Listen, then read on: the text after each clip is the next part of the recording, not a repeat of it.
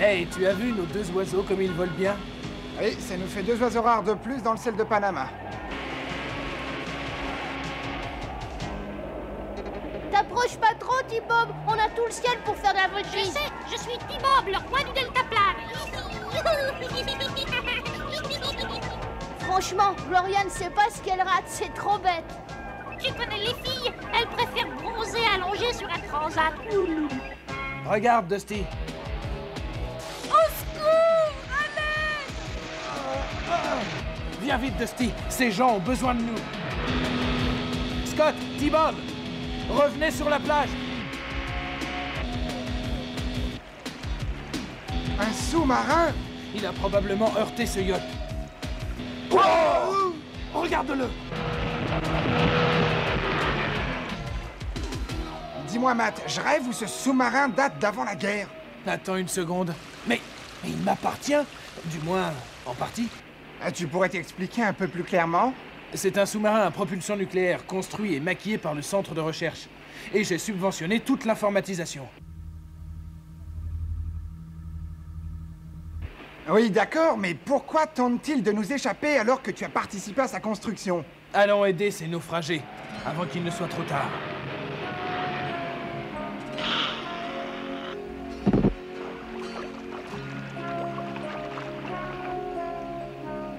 Ce n'est pas un yacht, mais ça vous permettra de regagner la berge. Maintenant, on peut s'occuper du sous-marin.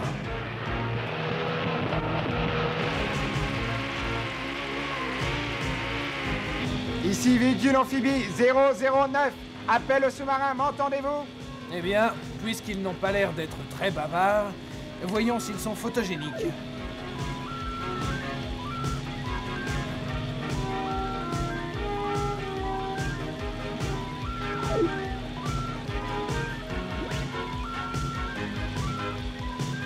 Il n'y a pas grand monde là-dedans. C'est le genre vaisseau fantôme. Mais alors, qui l'a conduit dans le canal de Panama?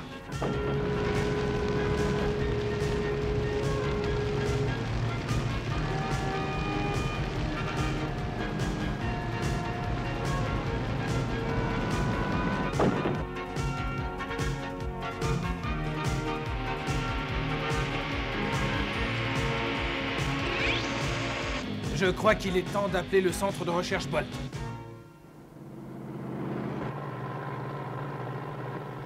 Brian, notre cerveau électronique a été dérobé il y a 2 jours.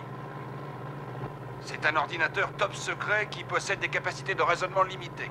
Et bien entendu, Brian contrôle le sous-marin à distance. Exactement. Il remplit la fonction de capitaine et d'équipage. C'est pendant une démonstration en vue d'un contrat avec l'armée qu'il a été dérobé. En résumé, celui qui possède Brian, le cerveau électronique, possède également le sous-marin. Et là, j'en ai bien peur. Jusqu'à maintenant, nous avons été incapables d'établir le contact. Bon, eh bien je vais essayer d'aborder ce vaisseau fantôme. J'aurai peut-être la chance d'identifier les voleurs.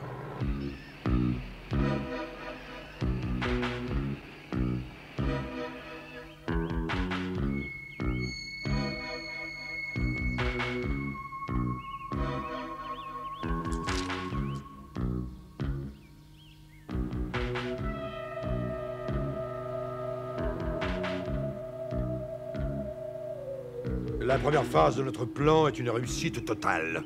Tu peux remercier le cerveau électronique, il a tout contrôlé. Elle a raison. Vous n'auriez rien pu faire sans moi. Eh ouais.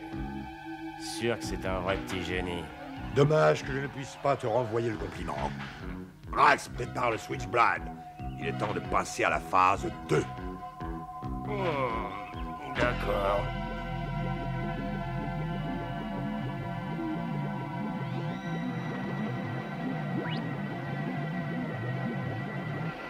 Chaque écoutille est hermétiquement fermée. Il va falloir faire preuve d'imagination pour trouver le moyen d'entrer dans ce sous-marin. Et se méfier, il peut y avoir des pièges. J'y pense, Gloria. La tâche ne va pas être facile, mais soyons optimistes.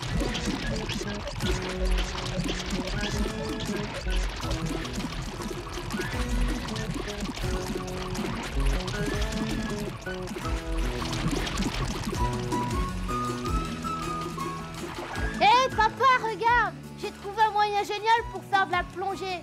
J'ai transformé T-Bob en torpilleur, c'est super, hein? Là, je ne sais pas si je suis assez puissant pour être T-Bob, le roi de la torpille. Eh, mais bien sûr! Voilà comment nous allons pénétrer dans le sous-marin. Tu vas jouer le rôle d'une torpille, T-Bob. Ça sera facile, tu vas voir. Je vais te transformer en caméra de télévision pour que nous puissions voir ce qui se passe en bas. Bon, alors je serai T-Bob, le roi de la caméra.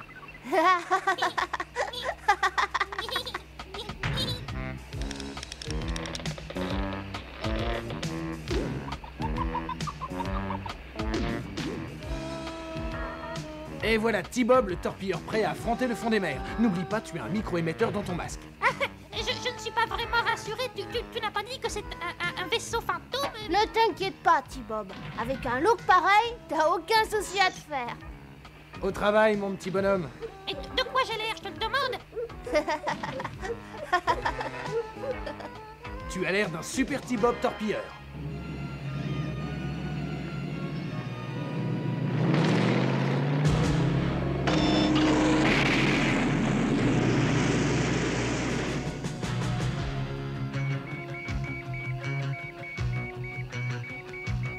Y a pas à dire, rien ne vaut le direct à la télé.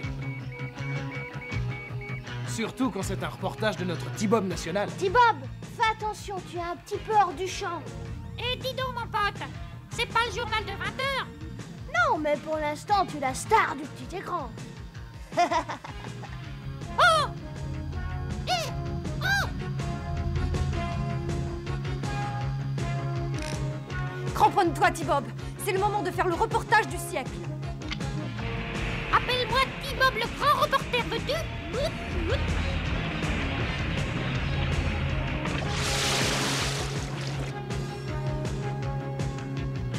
Super, T-Bob.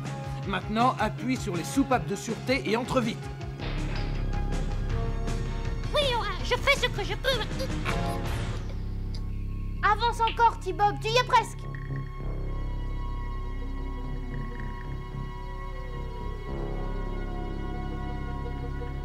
Qu'est-ce que tu penses de l'atterrissage de la star?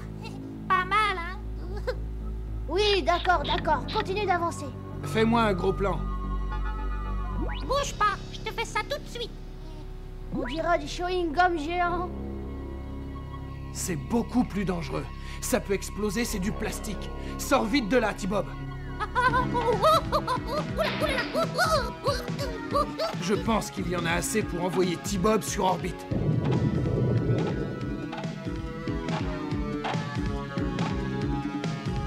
Gloria, je suis coincée, Gloria! Ne t'affole pas. Masque.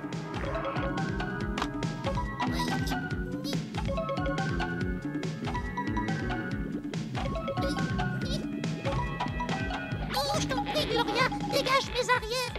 Je vais inverser Orax et essayer de te sortir de là. Orax, feu! Oh, aïe!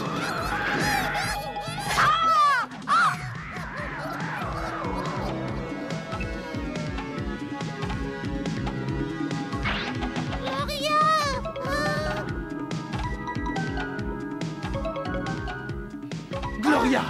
Oh, T-Bob! Encore un effort, T-Bob, tu peux le faire! Je ne peux pas le déplacer.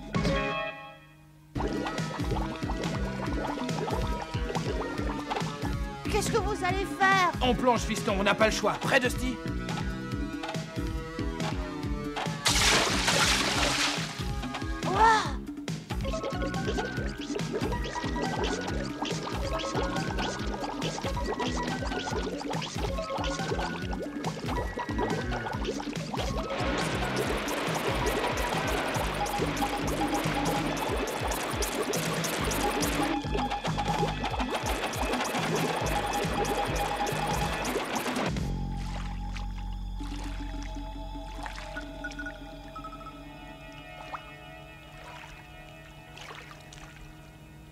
Alors, Gloria, tu voulais nous lâcher? Te séparer de l'équipe? Oh, Matt, ce n'est pas dans mes intentions. Pourtant, j'ai bien cru que j'allais rester éternellement au fond. Gloria, sirène de Panama.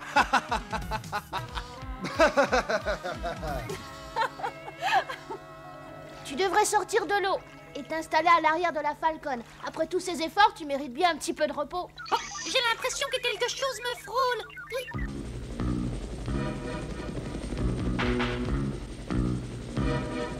Et maintenant, passons à la phase 2. Allez, mon gros Bob, aide-moi un petit peu tout de même. Tire, mais tire donc.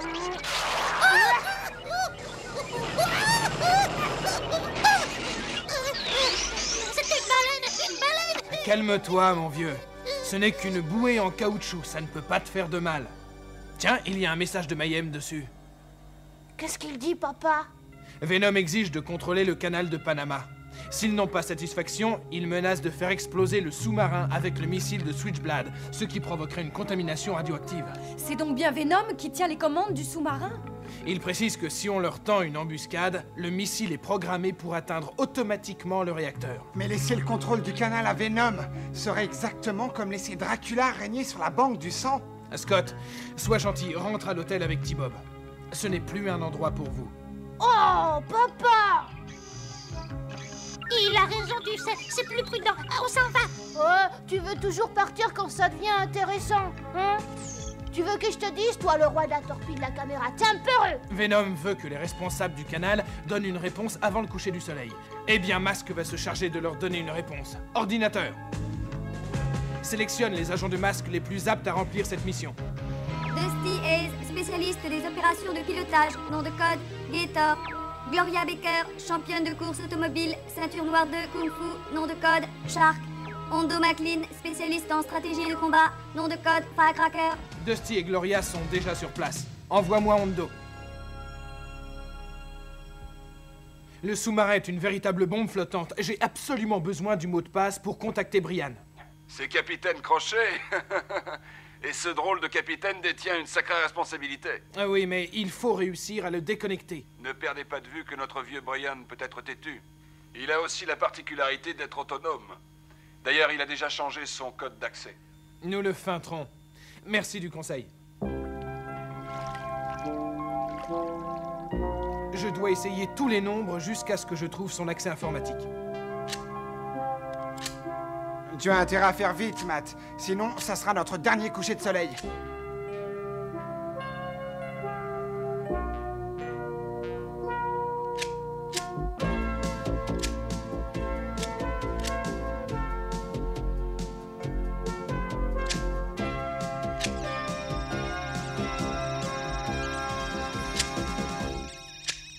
Bonjour à celui qui connaît le mot de passe. Je suis Brian et vous? Yahoo! Tu as réussi! Bravo, Matt! Hé, Brian, ici c'est Matt Tracker. Je vous connais, monsieur Tracker. Vous avez participé à ma création. J'ai besoin de savoir où vous vous trouvez. Certaines gens mal intentionnés vous contrôlent. Personne, vous entendez, personne ne me contrôle. Ah oui, bien sûr, vous êtes parfaitement autonome, Brian. Mais vous devez cesser de tenir les commandes du sous-marin. Après l'avoir conduit le plus loin possible pour le couler, qu'il disparaisse, vous comprenez? Tout ce que je comprends, c'est que vous voulez que je me détruise. Cette conversation est terminée. Au revoir. Je t'ai donné assez de temps, Hondo? Tout va bien, Matt. J'ai pu localiser la position de Brian. Il n'est qu'à 10 km de toi, près de la mer. Figure-toi que notre aimable Brian s'est immergé lui-même. Il a préféré rentrer dans sa coquille, ça ne fait aucun doute. Écoutez-moi tous attentivement. J'ai un plan qui devrait écourter les vacances tropicales de Venom.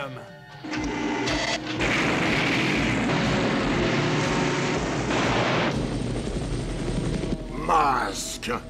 Venom, vous me recevez? Oui, Mayhem. Qu'est-ce que vous fabriquez?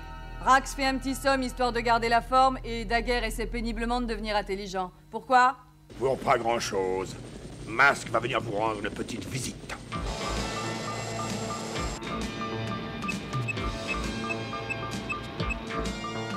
Brian et Venom devraient être par là. Mais tout semble un peu trop calme.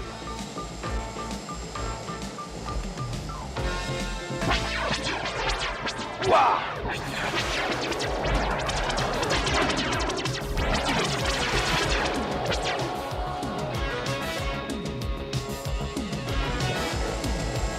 Attention, ça décoiffe.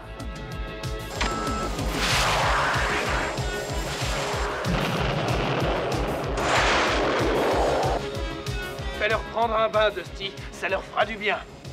Oui, je me disais aussi qu'il y avait une odeur désagréable dans le coin. Yo!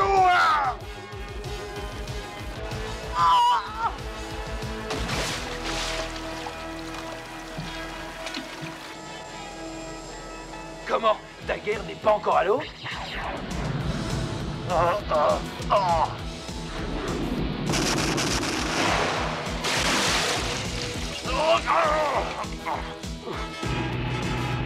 J'espère que tu sais nager.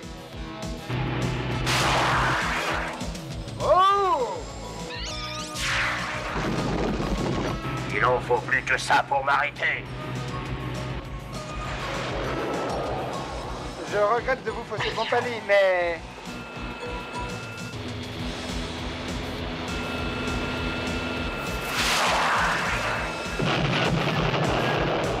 je n'ai pas pu faire autrement.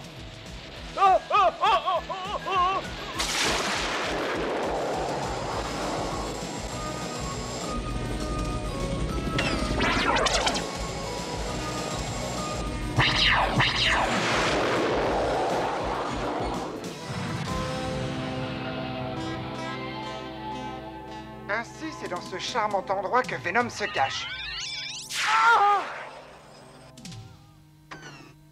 On dirait que Venom s'est transformé en courant d'air. J'espère qu'ils sauront s'avouer vaincus.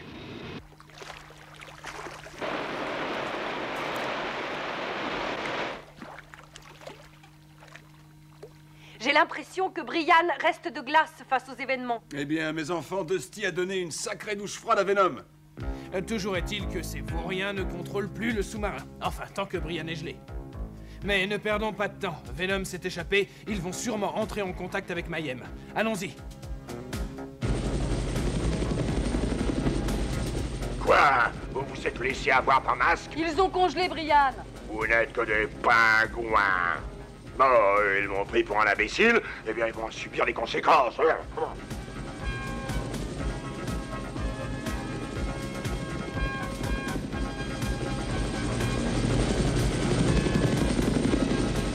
Si je ne peux pas avoir le canal, personne ne l'aura. Revoilà Gloria. Prête? Bonne prise.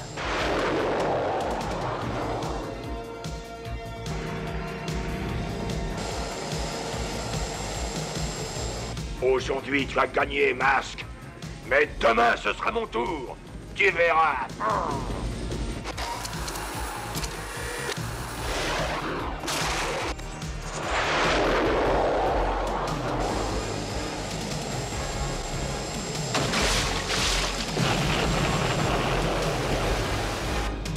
Rien ne peut vaincre Masque.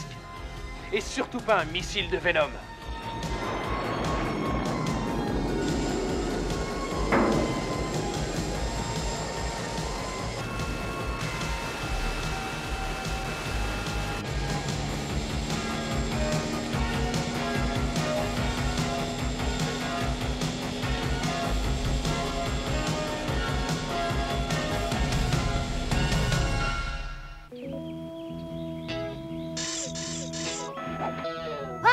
Je crois que nous venons de faire une invention fantastique. Ce serait super pour les gens du quartier s'ils avaient ça. Désolé, Scott. Je sais bien que je suis le robot n'a tout faire, mais faudrait pas exagérer. Mais non, fais pas ça! Il ne faut jamais mettre la main sous une tondeuse en marche, voyons. Oh oui, tu as raison, Scott. Je suis vraiment stupide. J'aurais pu me couper les doigts.